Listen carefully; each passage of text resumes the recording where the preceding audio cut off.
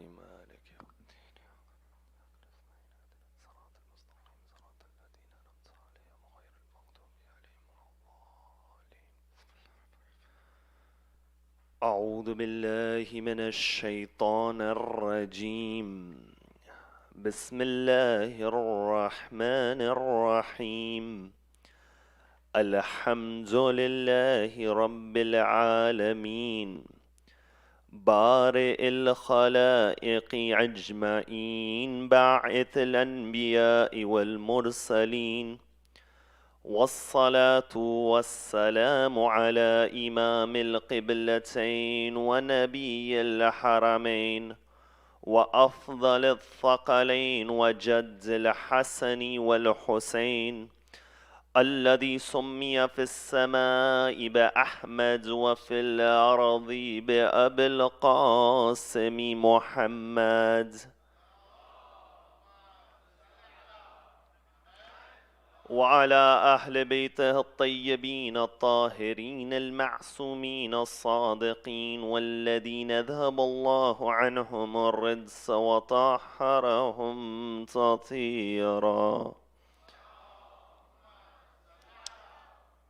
أما بعد، فقد قال الله في كتابه الكريم: بسم الله الرحمن الرحيم. ويقول الذين كفروا لست مرسلا قل كفى بالله شهيدا بيني وبينكم ومن عنده علم الكتاب. صدق الله العلي العظيم.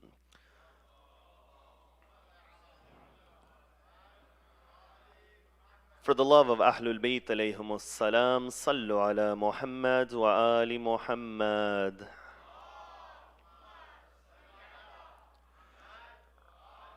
For the love of Fatimatul Zahra in particular, a second salawat ala Muhammad wa ali Muhammad. For the hastening of the reappearance of the master of our time, a louder salawat ala Muhammad wa ali Muhammad.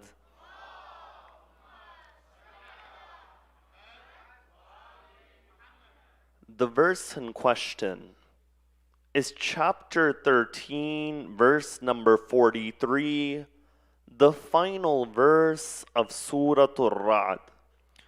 Within this ayat, Allah, He says, وَيَقُولُ الَّذِينَ كَفَرُوا لَسْتَ مُرْسَلًا, that, O Messenger of God, when the disbelievers say that you are not a messenger to them, then Allah tells the Prophet what reply to give to those people.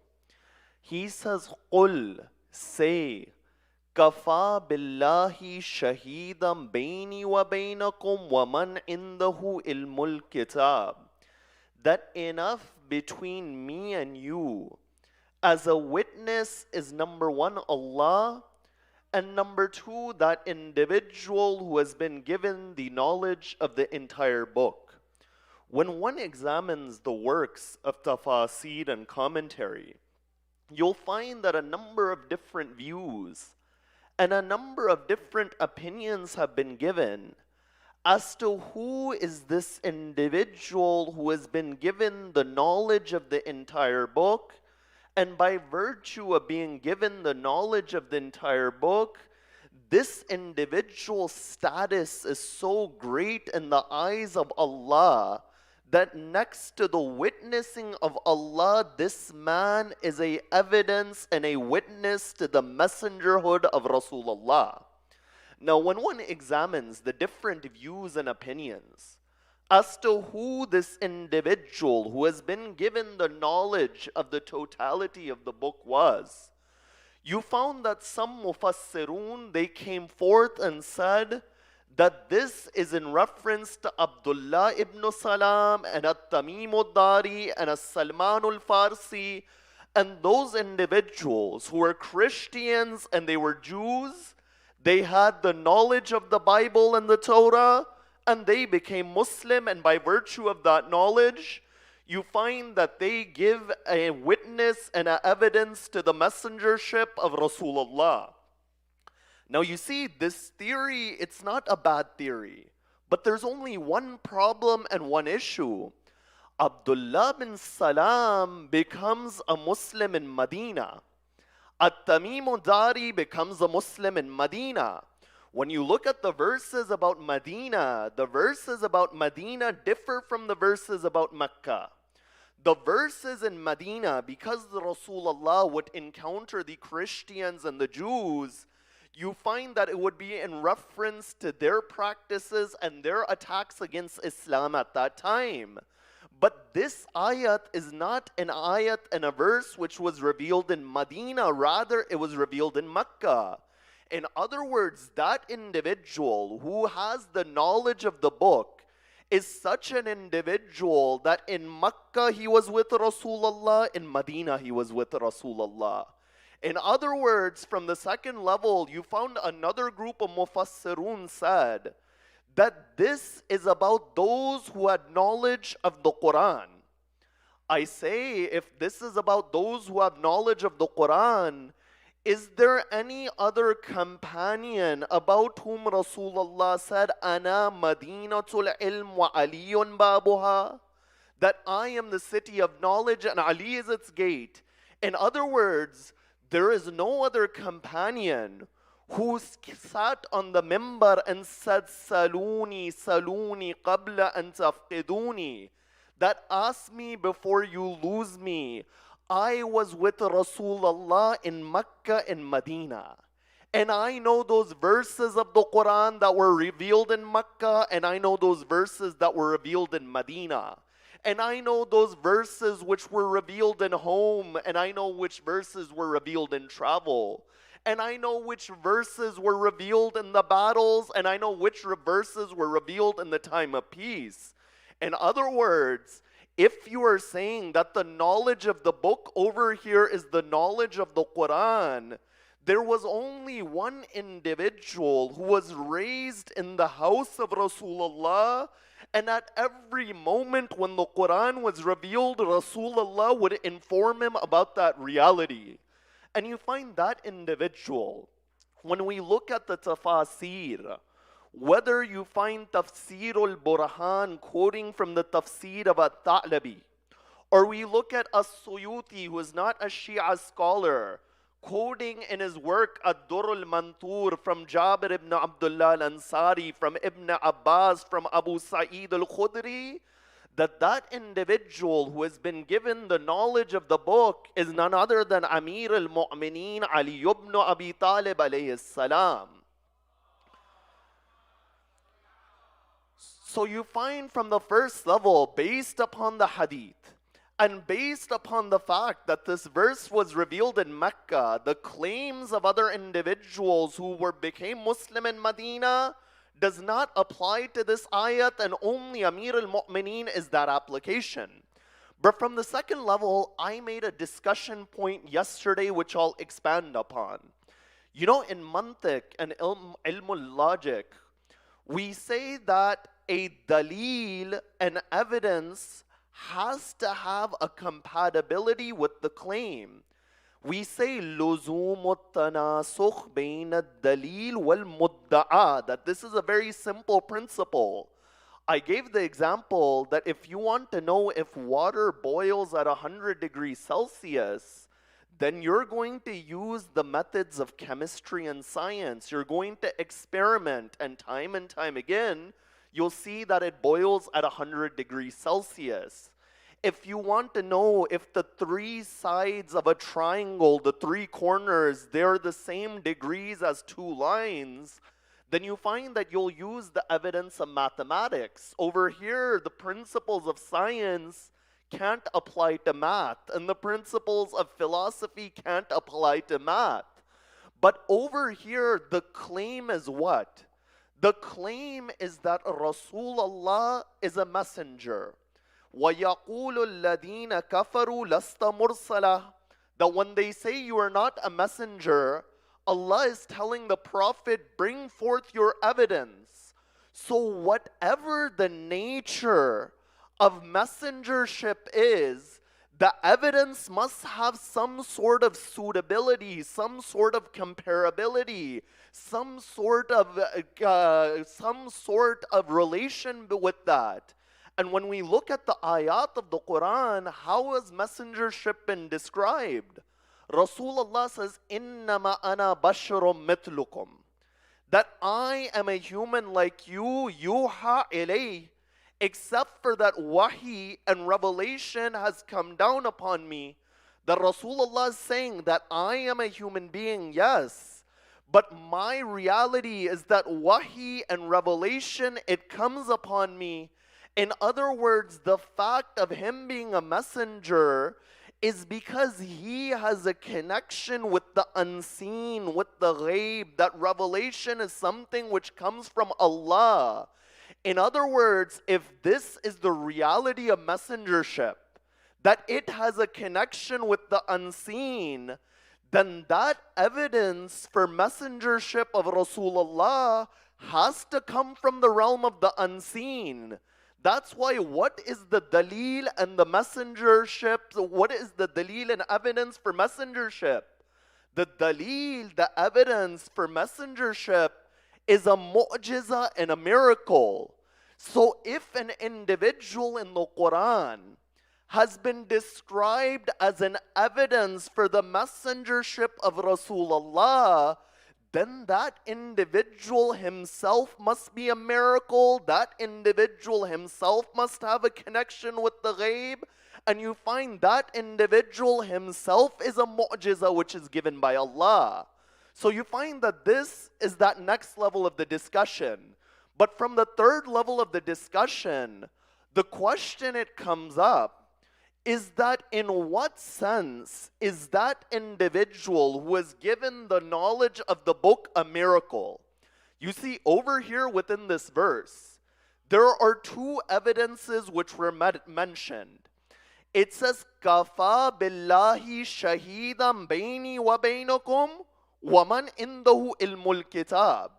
The first witnessing is the witnessing of Allah. Now the question comes up, what does it mean for Allah to witness? You know, you and I, when we witness, we see something, we testify to that, and for us that is witnessing. But is this the same as the witnessing of Allah? You know, a key point that we need to understand, which oftentimes in our theological discussions we get confused about, is sometimes the same term is used for human beings and the same term is used for Allah, but the meaning is completely different, the reality is completely different. And I'll give you an example. We say that humans have actions, and then we say Allah has actions. But there's a difference between Allah's actions and our actions. You and I, we see that where do we have benefit? And if that benefit is something which is substantial, it moves us in the direction of acting and we carry out that action. But Allah's essence doesn't change. Allah is not dependent upon anyone. He says, "Ya ayyuhan nas antumul fuqara'u ilallah." That, O human beings, you stand in need of Allah and He is ghani, that He is self-sufficient. In other words, when it comes to the realm of action, you and I, we act for our own benefit. But when Allah has an action, He is telling us that every action that you carry out, I don't need it. So if you disobey Allah, it doesn't harm Allah. And if you obey Allah, it doesn't benefit Allah. But rather that benefit and that harm is for you, O human being. You know, oftentimes when we understand religion, we describe it in the way that if in this world you constrain yourself and you go through hardship, then in the hereafter you will be rewarded. But when you look at the ayat of the Quran, when they describe paradise, they describe the highest level of paradise with the word salam, that with the word peace. That when a person enters paradise, what will they hear as the Quran says? They will hear salaman salama, that peace and peace be upon you. So all of these different acts which God has ordained and all of these different actions which He has prohibited is for a person to create that paradise upon this earth, for a person to attain a state of peace. That it's not in exchange that in this world you constrain yourself and the hereafter you'll be rewarded. No, in that manner, the reward starts within this world. That's why when they said to Imam Amir al-Mu'mineen that, "Oh Ali, would you prefer to be in a mosque or would you prefer to be in paradise?" Now, what answer would you and I give? We would say we prefer to be in paradise. But Amir al-Mu'mineen says that I would prefer to be in a mosque over paradise. So they say to the Imam, what do you mean you would prefer to be in a mosque over paradise? The Imam says, in a mosque, I am in that state where I am acquiring the pleasure of Allah. But when I am in paradise, it is my own pleasure which that realm is about. So you find this is that reality over here. So these terms have different levels and we need to understand them with complexity. So now when it comes to understanding the issue of Allah bearing witness, the witnessing of Allah is an action.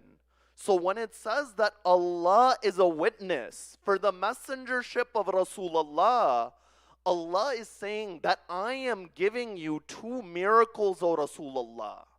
Both of these miracles are an evidence for your messengership.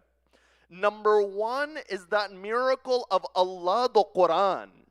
Number two is that miracle of that man who has the knowledge of the entire book. You see, in what ways is the Quran a miracle and a testimony to the messengership of Rasulullah? Of course, from one angle, we have the element of balagha. But if we say that the miracle of the Quran is only in eloquence, this is something which doesn't suit the spirit of the Quran. Why? Because inevitably, there are many individuals in the Muslim world who don't speak the Arabic language. Does that mean if you don't understand Arabic, the Quran is not a miracle for you? Rather than that, when you look at the Quran, Rasulullah was sent for everyone. وَمَا أَرْسَلْنَاكَ إِلَّا رَحْمَةً لِلْعَالَمِينَ. That we have sent you for everyone, O Rasulullah, for the entire universe. And that is the reality of the Quran. But in that sense, when we examine the other ways in which the Quran is a miracle, you find one way it is a miracle is that it brings forth knowledge which was way before its time period. You know, when we say, what was the miracle of Isa, of Jesus? The miracle of Isa is that he would cure the blind and he would heal the leper. Today, doctors are able to cure the blind, they're able to heal the leper. But what is the difference between a doctor today doing that and Nabi Isa doing that? The difference, number one, is that Nabi Isa brought forth that ilm before that time period. But from the second level, he brought forth that knowledge through ways which were not the normal medium and the normal ways. In other words, what I'm saying is that the miracle of the Quran is that the Quran brings forth a knowledge which is before its time period. For example, when we look at the ayat of the Quran, one of the verses of the Quran, it says, Rabbul Mashriqaini wal Maghribain. That Allah is the Lord of the Easts in the plural, and He is the Lord of the Wests in the plural.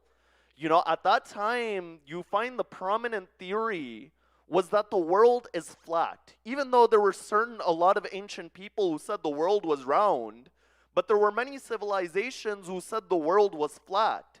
But over here, this ayat and this verse is saying that there are multiple Easts and there are multiple Wests. If the Quran was alluding to a flat earth, then you would only have one East and you would only have one West. But if there is a spherical earth, then you find multiple over there. So over here we see that the Quran is bringing forth the knowledge before its time period. Another verse of the Quran says, وَالسَّمَاءَ بَنَيْنَاهَا بِأَيْدٍ. That we had created this earth with support, وَإِنَّ لَمَوْسِعُونَ, and we are expanding this earth. that we are expanding this universe in that sense. So you find this concept of the expansion of the universe at one level is being referred to. So the Quran is bringing a knowledge before its time period, and that is one way in which it's a miracle. Now, if the one who has been given the knowledge of the book is a miracle, and he is an evidence for the messengership of Rasulullah, then this individual must also bring forth the knowledge which was before his time. You know, when this verse says, وَإِنَّهُ عِلْمُ الْكِتَابِ, the question which is to be examined next is that what kitab is this? That he has the knowledge of the book. What book are we speaking about? Is this just the book of Sharia and law? Is this just the book of legislation? You know, to understand this knowledge, we have to look at the story of Sulaiman. In the story of Sulaiman hears that there is a queen by the name of Bilqis, the queen of Sheba. And Sulaiman invites her towards Islam. She meets with Sulaiman and she asks for a miracle that bring my throne, which was in Yemen, all the way over to where Sulaiman was in Baytul Muqaddas, and bring that throne over there. When Sulaiman, he says, who is going to bring my throne? The Quran says, قَالَ إِفْرِيتٌ مِّنَ الْجِنِّ أَنَا آتِيكَ بِهِ قَبْلَ أَن تَقُومَ مِن مَّقَامِكَ, that I will bring you that throne before you stand up, that throne which is in Yemen. I will bring it over here, you know, assumingly modern day Palestine. I will bring it over here before you stand up. But then the next portion of the ayat, it says, قَالَ مَنْ إِنْدَهُ إِلْمٌ مِّنَ الْكِتَابِ. But there was an individual, he didn't have the knowledge of the entire book. That individual had the knowledge of the portion of the book. And what was he able to do with the knowledge of just a portion of the book? He says, O Sulaiman, that throne which you want all the way from over there, I will bring that to you before you blink an eye. In other words, because he had knowledge of a portion of the book, he was able to bring that throne. So this kitab over here is in reference to that book of knowledge of the secrets of the universe. That book of knowledge about the reality of being. That is why Imam Muhammad al-Baqir in a tradition would say that when they asked the Imam, O Imam, that individual Asif bin Barkhia, how much knowledge of the book did he have that he brought the throne before Sulaiman blinked his eye? Imam al-Baqir says that the divine knowledge, those divine names of God are 73. Asif had 1 out of 73. And because he had 1 out of 73, he was able to carry it out. Then that man says to the Imam, how much do you Ahlul Bayt have? The Imam says, us Ahlul Bayt have 72 out of 73. In other words, if Ali bin Abi Talib lifts the door of Khaybar, a door which 40 individuals can't lift, Asif brought the throne with 1 out of 73 pieces of knowledge. Amir al-Mu'mineen is the Hamil and the holder of 72 out of those 73 divine names. So you find over here, this book is of the knowledge of reality, and that's why when we look at Islamic history, we find that all of the sciences, they go back towards Imam Amir al-Mu'mineen. You know, Ibn Abil Hadid al-Mu'tazili, who was not a Shia scholar, he wrote a famous commentary on Nahjul Balagha. Within that commentary, he has a very profound line. He says that, what can I say about Ali ibn Abi Talib? That even his enemies recognize the virtue and the status of Ali. That the Umayyads would try to extinguish the light of Ali. And Banu Umayyah would concoct fabrications against him, and they would hide his virtues. But the more they would do this, this individual is like musk, that fragrance. even if you cover it up, that fragrance, it still spreads. And he is like the sun behind the clouds, that even if the clouds are there, the reality of the sun, it still shines through. And then he says that there was not an ilm within the Muslim world except that it would go back towards Imam Amir al-Mu'mineen. And let's put this theory to the test. In Islamic theology, right, in Islamic history, there were two main schools outside of the Shia which were formed.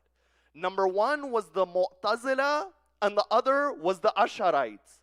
The Mu'tazila, their founder was Wasil bin Ata. His teacher was Muhammad bin Hashim. His teacher was Abu Hashim. Abu Hashim's teacher was Muhammad al-Hanafiya. Muhammad al-Hanafiya is the son of Amir al-Mu'mineen. The Mu'tazila, they take their theology from the Ash'arites. Even though they differed, it was based off that influence. So in theology, the root is Amir al-Mu'mineen. If we look at fiqh, we find that Abu Hanifa was a student of Imam as-Sadiq. And we find Ash-Shafi'i was a student of Muhammad bin Hassan, was a student of Abu Hanifa. We find Ahmad bin Hanbal was a student of Shafi'i. We find that Malik bin Anas was a student of Ibn Abbas indirectly, and Ibn Abbas was a student of Amir al-Mu'mineen. In other words, all of these different schools of fiqh, from Imam as-Sadiq go to Amir al-Mu'mineen, or through Ibn Abbas go to Amir al-Mu'mineen, so Islamic law goes to Ali bin Abi Talib. Amongst the non-Shia, the greatest mufassir and the commentator of the Quran is Ibn Abbas from amongst the companions. Ibn Abbas, they said to him, Aina ilmuka min ilmi ibn ammik? That where is your knowledge in comparison to the knowledge of your cousin? Ibn Abbas says, بِنِسْبَةِ قَطْرَةِ مَطَرْ إِلَى الْبَحْرِ الْمُحِيطِ. That my relationship to the knowledge of Ali bin Abi Talib is like the relation of a drop of rain to that ocean which is encompassing. So you find even in the ilm of the Quran, all of that go to Ali bin Abi Talib. When you look within mysticism, you find all of the different Sufi turuq, all of their different orders. If you trace their lineages, they go back to Imam Amir al-Mu'mineen. And when they understood Amir al-Mu'mineen, they would examine and write commentaries on many traditions of the Imam. For example, the Imam, he would say that I did not worship Allah, la khawfan min narik. That I did not worship Allah out of the fear of the fire, for that is the worship of a slave. وَلَا طَمَعًا لِلْجَنَّتِكَ. Nor did I worship Allah out of the desire of your paradise, for that is the worship of a businessman. وَلَكِنْ وَجَدْتَكَ أَهْلًا لِلْعِبَادَةِ. But rather I found you worthy of worship, so I worshipped you, O Allah. One of the commentators in that line of thought, they would say that when you look in the Quran, right? When you look in the Quran, the first letter in which was revealed was the Ba. The Ba is something which is horizontal. One of the goals of revelation is to establish a system. In other words, this Ba, which is horizontal, is the knowledge of this world and how to administer this world. But when we look at the name of Allah, the first letter is Alif, and Alif is something vertical. That this name Allah, if one truly embodies this name, then they can make that vertical journey towards Allah. But they say there is one differentiating point between the Ba and the Alif, and that is the dot underneath the Ba. In other words, that dot is where the knowledge of the vertical meets the knowledge of the horizontal. The knowledge of ascending towards Allah meets the knowledge of administrating this world.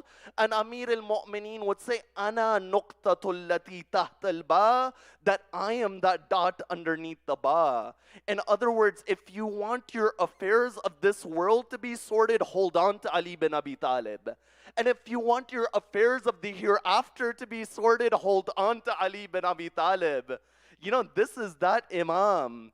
In the middle of the battle, they come to Amir al-Mu'mineen and they say, Ya Ali, what is Tawheed? What does it mean for Allah to be one? Imagine the Imam is in the middle of the battle. And they're saying, oh Ali, what does it mean for Allah to be one? At that point, people, they begin to jump at that man. They say, do you not see Amir al-Mu'mineen is in the middle of a battle? But what does the Imam reply? The Imam, he says, let this man ask. For what he is asking about Tawheed is what we are desiring from that other faction. In other words, every movement of the Imam was for the Tawheed and the unity of Allah. But at the same time, we find another discourse on the battlefield.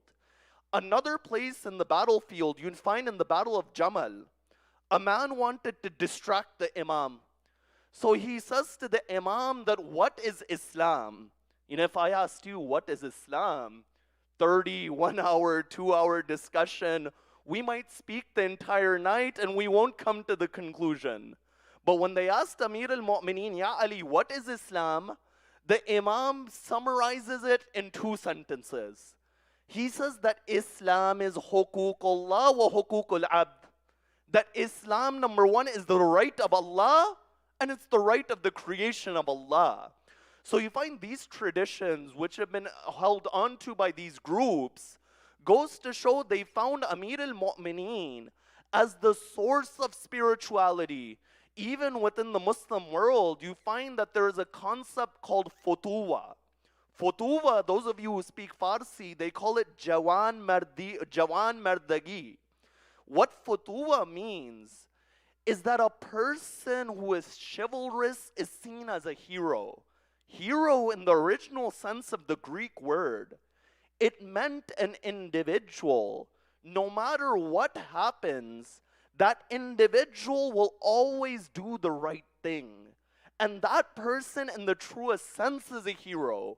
And they took this concept in that battle where Amir al-Mu'mineen on the day of Khandaq, you find he goes and he fights Amr bin Abdul Wad.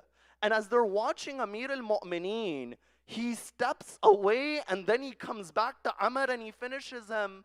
They say to them, Amir al-Mu'mineen, Ya Ali, why did you do this? The Imam said, because this man spat upon my face, and because of that, if I struck him at that moment, it would have been for myself. But if I am going to strike him, then I want it to be for Allah. And upon that day, Rasulullah says, Darbatu aliyan yawm al-khandaq afdalu min ibadat al-thaqalain. That one strike of Ali on the day of Khandaq is better than the worship of the humans and the jinn. But you know what strike was this? This is that strike which the Imam, he stopped. And then he hit that.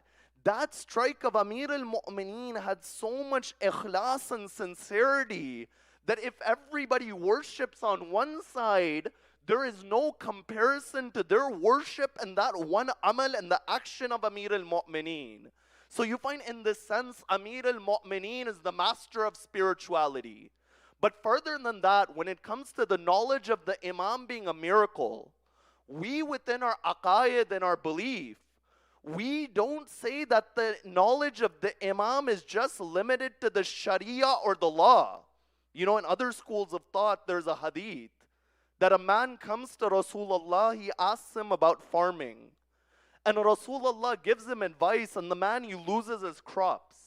So Rasulullah says to him, listen, I don't have knowledge about this dunya, go and ask an expert. But we don't have such hadith. When we understand the Imams, whatever they say is correct. You know, one time an individual comes to Amir al-Mu'mineen. There were 3 people. They had with them 17 camels. They say to the Imam that, listen, I want to divide these camels up amongst my children. I want one of them to get 1/2 of these camels. I want another to get 1/3 of these camels. And I want a third to get 1/9 of these camels. Over here, all of these numbers, you find they don't divide by 17. So you know what the Imam does? The Imam says, can I give you 1 camel? The Imam gives 1 camel, now they have 18.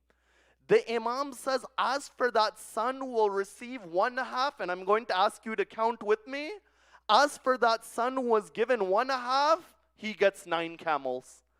As for that son who was to be given 1/3, he gets 6 camels. How many are we at? We're at 15. As for that son who gets 1/9 of the camels, he gets 2. 9 plus 6 plus 2 is 17. 1 camel is remaining. Amir al-Mu'mineen says, now return that camel back towards me. You see, when Amir al-Mu'mineen gives an answer like this, the Imam doesn't pre-ponder. He doesn't need a calculator. He doesn't need to think. He replies immediately. You know, there is over in the works of history, there are more than 110 occasions where Umar ibn al-Khattab, the second historical caliph, he said, Lawla Ali halaq al-Umar. That if it wasn't for Ali, I would have been destroyed. On one of those occasions, he says to the Imam, Oh Ali, every time somebody asks you a question, you immediately reply. You don't think about it. You don't hesitate. You don't ponder. What is your secret? Amir al-Mu'mineen says to him that, how many fingers do you have on your hand? The man says, I have 5 fingers. He says, you didn't have to think about it. He says, these fingers are always in front of me. What is there to think about? He says, in the way these fingers are in front of you, the knowledge of this universe is in front of I, Ali ibn Abi Talib. So you find this is that ilm of the Imam. You know, on another occasion, there were 2 individuals. One has 5 loaves of bread. Another has 3 loaves of bread. A traveler comes. Both of them said, we'll give bread to the traveler. All of us will eat evenly. So those 8 loaves of bread, one had 5, the other had 3. They shared them equally. Now at the end, that traveler gives 8 dirham. One of the men says, listen, I had 5 loaves of bread. You had 3 loaves of bread. I get 5 dirham. You get 3 dirham. The other man says, no, I want it half and half, 4 and 4. So these people, they begin to dispute. They go to the Imam. The one who said, I want an even split, 4 and 4 dirham, he says to the Imam that be just. The Imam says, listen, take that man's agreement, take 3 for yourself. You had 3 loaves of bread, and give him 5. He had 5 loaves of bread. But he said, no, Ali, I want justice to rule over me. You know, if we were ruled over by Allah's justice, that would be very difficult. But rather, when we ask Allah to judge over us on the day of judgment, we say, oh Allah, judge over us by your rahmah and not your justice. Because it is through your rahmah that we desire paradise. So now the Imam says, if you want me to be just, you get 1 dirham, and he gets 7. The man says, wait a minute.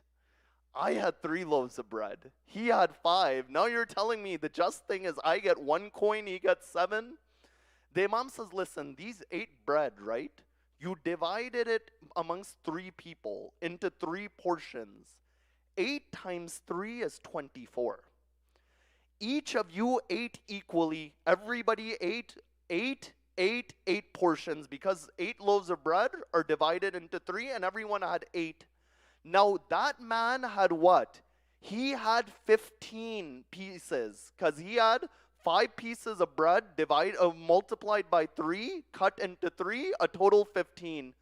That man, he ate 8, what is left? 7. You had 3 loaves of bread cut into 3 portions, the total is 9. You ate 8, and then what's left is 1 for you. So you find this is Amir al-Mu'mineen. But when we examine all of the other traditions, for example, when we go to another area like law, you know, there is a hadith of Rasulullah. He says, إِنَّمَا أَنَا أَقْضِي بَيْنَكُمْ بِالْبَيِّنَاتِ وَالْإِيمَانِ, that I judge between you with bayyanat and I judge between you with iman. You know, people discuss that when it comes to a courtroom, what is a bayyana? What is a proof, a clear proof?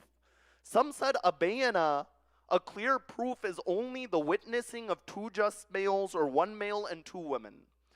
But you find within the school of Ahlul Bayt, based upon the hadith of Amir al-Mu'mineen, which Sayyid al-Khuwi would even comment upon in his discussions on fiqh, he says a bayyana is something which leads to yaqeen and certainty. That if there is yaqeen and certainty through that evidence, then it is something which can be used. For example, you know, in the modern world, we have DNA tests. DNA tests can give certainty. You know, the hadith which he uses to discuss this issue is that two women come to Amir al-Mu'mineen. And when those two women, they come to the Imam, there is one male infant. The Imam is listening to them. They're saying, both of them, this male infant belongs to us. So the Imam says that, bring me the milk of each of these mothers.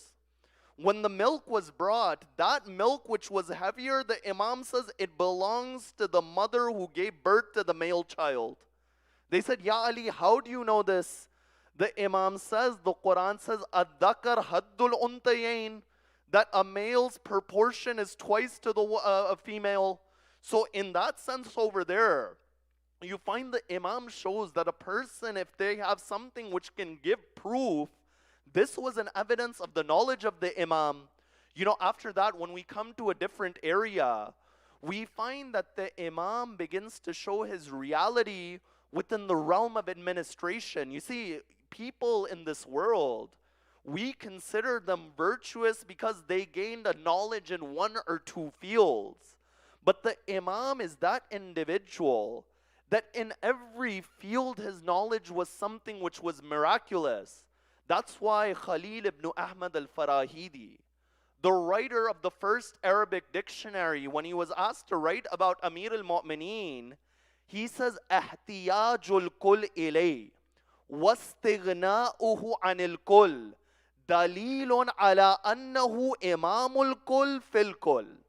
The fact that everybody depends on him and he does not need them is proof that he is the leader of everyone and everything. You see, even when you come to the realm of administration, one of those documents, one of those hadith, one of those sources which shows the knowledge of Amir al-Mu'mineen is the letter of the Imam to Malik al-Ashtar. You know, this is that letter when in the early 2000s they wrote an Arab Human Development Report. They said that we are surprised that there is anarchy in the Arab world when you have the example of Ali ibn Abi Talib. And they said the letter of Imam Ali alayhi salam to Malik al-Ashtar is the greatest letter in governance which has ever been written. You see, when you examine this letter from the top to the bottom, the ilm of the Imam, it manifests itself. The Imam says to Malik, O Malik, that if you want to be a leader of society, break your heart off from the passion when it begins to increase. Because this soul takes a person towards evil except for the one whom Allah has mercy upon. In other words, what is the Imam showing? The Imam is showing that before a leader administers guidance to anyone else, that leader must have self-control within him. That's why when Amir al-Mu'mineen was the Khalifa, they would see that Ali bin Abi Talib is shivering in the winter time. They say, Oh Ali, you are the Khalifa. And the Imam's land of governance was the equivalent of 50 of today's countries. The Imam says that how do I know that there is not a person in Yemen or in the farthest part of my rulership who isn't faced with difficulty in the cold, how can I call myself Amir al-Mu'mineen if I don't face the difficulties of the Mu'mineen and the believers? That this is Imam Amir al-Mu'mineen. That, the Imam was seen fixing a pair of sandals, and he was patching those old sandals. Ibn Abbas says to the Imam says to Ibn Abbas rather, that, "Oh, Ibn Abbas, how much do you think these sandals are worth?" Ibn Abbas says they're worth nothing. The Imam says, "Oh, Ibn Abbas, these sandals are worth more to me than the entire Khilafat, except that I can establish right by this Khilafat and except that I can repel wrong by this Khilafat." You see, this is the Imam that when he gives that knowledge, he acts upon that knowledge. And this is ilm in the truest sense. In another portion of this sermon, of this letter, the Imam says, "O Malik, many of your subjects will make mistakes. But O Malik, cover their faults in the way you would want Allah to cover your faults." In other words, O human being, when you ask Allah for forgiveness and you say Astaghfirullah, oftentimes when people come to us and ask for forgiveness, we turn them away. So Amir al-Mu'mineen is showing, in other words, that when it comes to administration and my knowledge, over here that I am giving the principle that one should bring the qualities of the divine, and if one wants to rule over the subjects, rule over them by how? Rule over them by example. But the final area of the knowledge of Amir al-Mu'mineen before coming to the musibah is that you find that the Imam would answer question after question.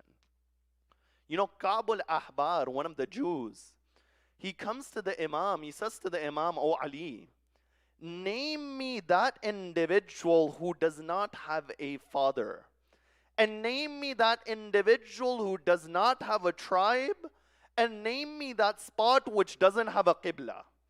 What would you answer if somebody asked you this? The Imam says, as for the one who doesn't have a father, that is Isa. Jesus doesn't have a father. He says, as for the one who doesn't have a tribe, it is Adam. And as for that spot where there is no qibla, it is the Kaaba. Because the Kaaba is the qibla itself. Then after that, the man says, "No, I'll ask you more questions." He says, "O Ali, tell me those three creation that were born, but they did not come from a mother or from a womb." The Imam says it's simple. The first is that staff which turned into a snake. That snake was born, but it didn't go through the womb of a mother. He says the second is that ram which was sent to Ibrahim as he was slaughtering Ismail. And he says the third is the she-camel of Saleh, because that camel was born from the mountain without going through a mother. In other words, that individual, he accepts Islam at that moment. Why? Because he saw that Amir al-Mu'mineen's ilm and knowledge was a mu'jiza. And this ayat of the Quran, it says the knowledge of Ali bin Abi Talib is a dalil for the messengership of Rasulullah. And besides that, the final claim is this, is that nowhere in Islamic history did anyone become Muslim by the answering of the questions of an individual besides Rasulullah and his Ahlul Bayt than from the questions which Amir al-Mu'mineen would answer. And this is sufficient proof of the greatness of this ayat in terms of the knowledge of Amir al-Mu'mineen. You see, time and time again, Rasulullah would tell his ummah to hold on to Amir al-Mu'mineen. That on the day of Ghadir, he says, whoever's master I am, Ali is his master. That upon the night of the migration of Hijrah, Amir al-Mu'mineen sleeps on the bed of the Prophet. In Da'watul Ashira, Amir al-Mu'mineen stands up for the Prophet. But you find that within 30 years after the death of Rasulullah, they martyr Amir al-Mu'mineen. Then 20 years after that, they killed the son of the Imam, Sayyid al-Shuhada in Karbala. You see, one of the most difficult moments in the history of Ahlul Bayt was when Imam Al-Hussein left Medina. You know, leaving Medina was something which was very difficult for Ahlul Bayt. When you look at all of the Imams who left, you know, it's written that Imam al-Rida, when he was taken from Medina to Khurasan, what would Imam al-Rida do? Imam al-Rida would go to the grave of Rasulullah and he would walk to his house. Then he would go to the grave of Rasulullah and he would walk to his house. Al-Muhawil al-Sijistani would say, "Oh Imam, why are you doing this?" The Imam says, "Oh Muhawil, do you not know that I am leaving Medina? That I am leaving the land of my grandfather." You know, when Ahlul Bayt, when Imam al-Hussein left Medina, it stated that night, the Imam goes and he sleeps on the grave of Rasulullah. And he goes to sleep, and when he sleeps, he sees a Rasulullah within his dream. And Rasulullah says, "Oh Hussein, there is a daraja, there is a status, لا تنالها إلا بالشهادة, that you will not gain except by martyrdom, O Hussein." But I said, when this caravan, it left Medina, Ali Akbar was with Hussein. Abbas was with Hussein. That 6-month infant was within the arms of Rabab. But now that day has come where Ahlul Bayt has returned towards Medina. You know, when they came towards Medina, Ahlul Bayt didn't enter the land of Medina immediately. Imam Zainul Abidin says to Bashir or Bishar, a difference in names, he says, "Oh Bashir, can you go and tell the people of Medina?" Bashir, he goes and he says, "Ala ya ahla Yathrib." You know, Bashir doesn't call it Medina because it was called Madinatul Rasul, the city of the Prophet. But now after the martyrdom of Hussein, don't call this Medina anymore. Ala ya ahla Yathrib la muqama lakum biha. فَقُتِلَ الْحُسَيْنِ فَأَجْمُعِي مِدْرَارُ. You find Bashir, he says, "O people of Yathrib, this is not a land which is worth living anymore. For Hussein has been killed," and the tears, they begin to fall. You know, when Ahlul Bayt, they go and they enter Medina, the first place that Sayyida Zainab, she goes is to the grave of Rasulullah. When Zainab goes to the grave of Rasulullah, she says, "Ya Jadda, Ya Rasulullah, if there were not others watching at this moment, then I would show you those marks upon my arms when they tied these arms from Kufa to Sham." Then after that, the riwayah, it states that Sayyida Zainab goes to the grave of her mother Fatima Zahra. She says, "Oh mother, whenever anyone goes on a journey, they bring something back. Oh my mother, I have brought the shirt of Hussein." She places that shirt of Aba Abdullah on the grave of Fatima Zahra. Sheikh Abbas al-Qummi says, at that moment the grave of Zahra begins to shake. Sayyida Zainab says, "Oh mother, I have only brought the shirt of Hussein, but oh mother, what about Zainab? I was watching. وَالشِّمَرْ جَالِسٌ عَلَى صَدْرِ الْحُسَيْنِ."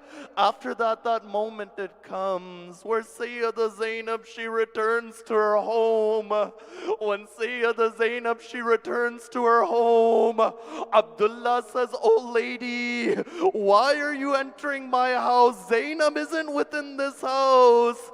Sayyida Zainab says, "Oh Abdullah, do you not recognize Zainab anymore?"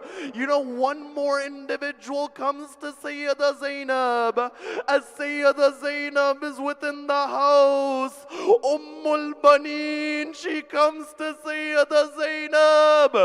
Sayyida Zainab says, Ya Baneen, A'adam Allahu al-ajar ala waladiki Ja'far. May Allah reward you for the martyrdom of Ja'far.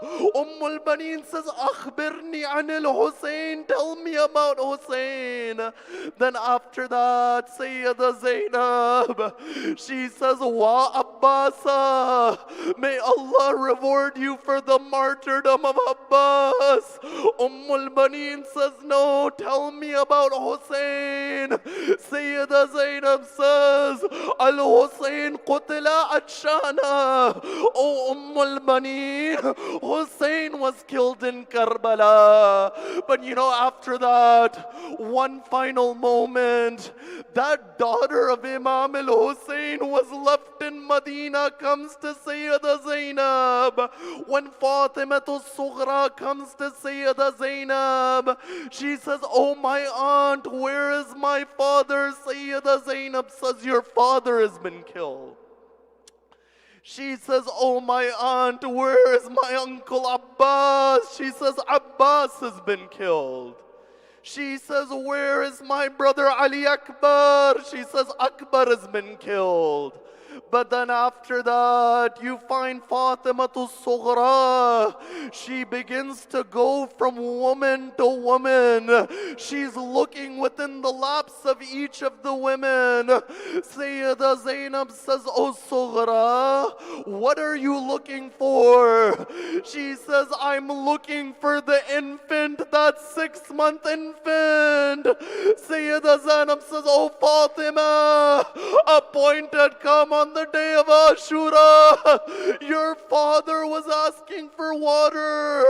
An arrow went towards the child. Min al-udhuni ila al-udhun, from one ear out the other.